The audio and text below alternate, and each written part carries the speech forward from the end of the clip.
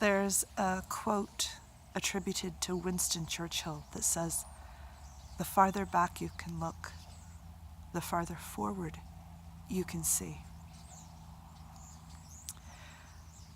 I think one of the great gifts that we could bring to bear on the present times is a deeper sense of history. And I know that I'm asking a lot. To tell you a story from something from my life, I remember when in the small town where I lived, there was some tensions between the older settlers who had established cattle ranches and the way that they had been running their cattle ranches with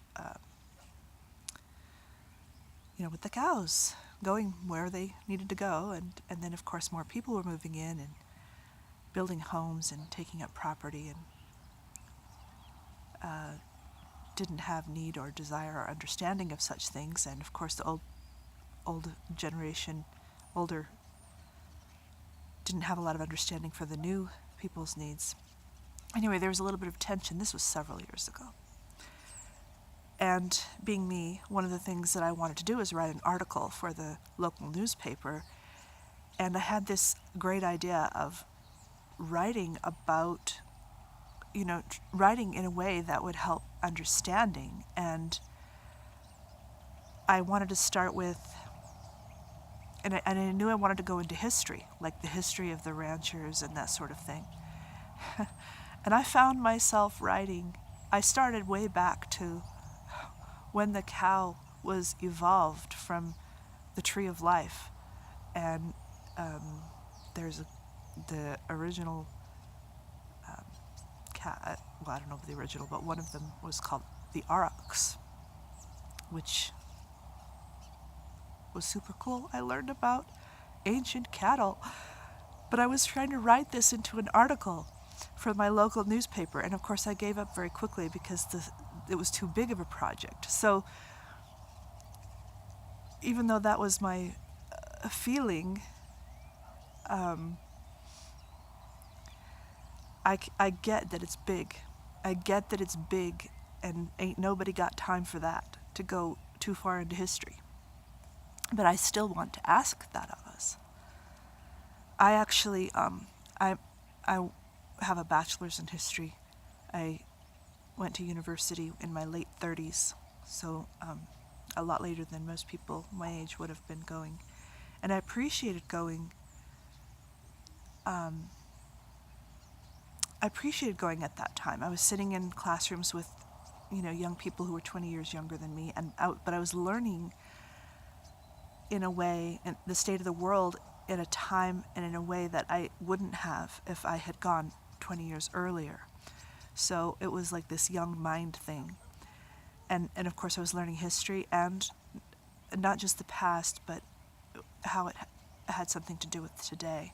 So I appreciated that. And so I have that mind already, or the tendency to that mind already. So again, I know it's a lot. I'm asking people who say, history's not interesting, or it doesn't have anything to do with my life. I get that.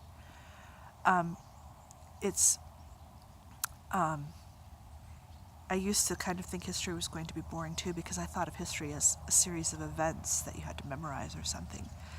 But I realized that history is actually the sense of the human choices that we've been making on this planet for the past 1,000, not 1,000, thousands of years.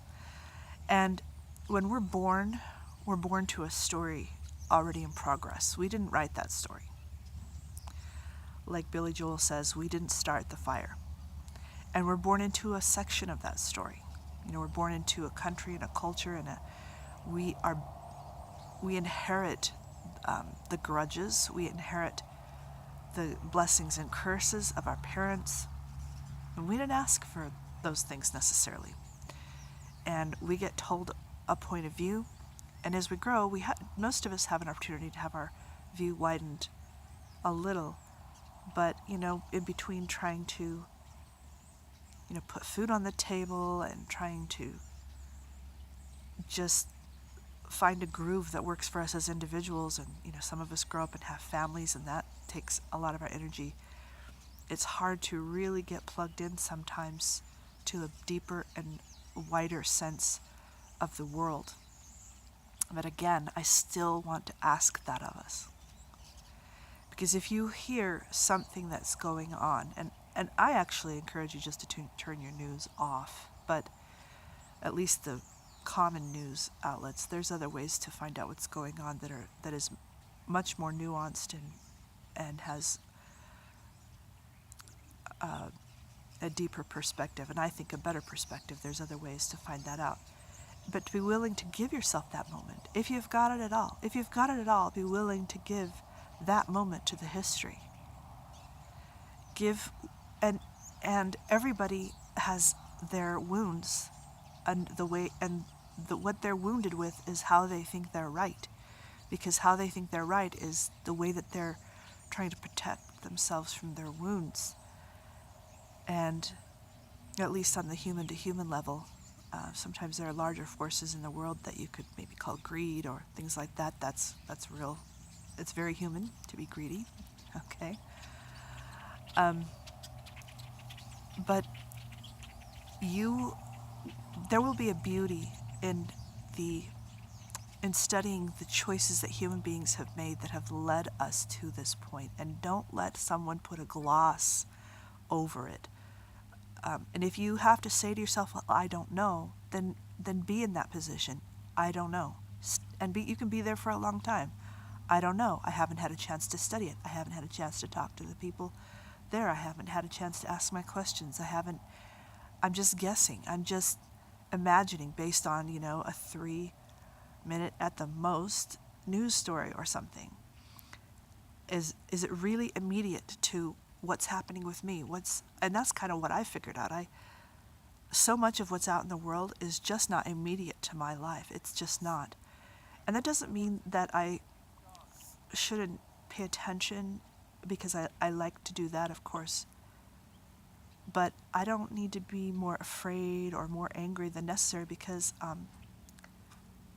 I have a peaceful life. And as I do reach out farther to other people, when I talk to people online, I can lend some of that peace to the situation, because I don't have to pretend that this is my fight, because I'm not in it. I'm blessed in that way. I'm not in that fight. And if I were to enter the fight, who would I pick? Well, it would be hard, because I love all human beings. They're all super cool, and I'm like, I can see how you're hurt. I can see how this makes sense. I can see how this is important. I can see how you're afraid to step out of your comfort zone of your mind. I can see all those things. But I guess I'm asking us to just take more time. And if you can't take more time to learn a little history, if there is something that matters to you in the world, or even in your family, even in personal with your neighbor, if you're having problems with your neighbor, maybe learn their history, learn what really is going on. Don't be afraid to take that time. And if you don't have the time, which is understandable, know that you don't have the time, and that you don't know, and leave it there. Don't be afraid to leave it in the I don't know position. And I think that if we would kind of make those choices in our perspective, realizing that we need and can find the history, just even a little bit of history will make any situation better.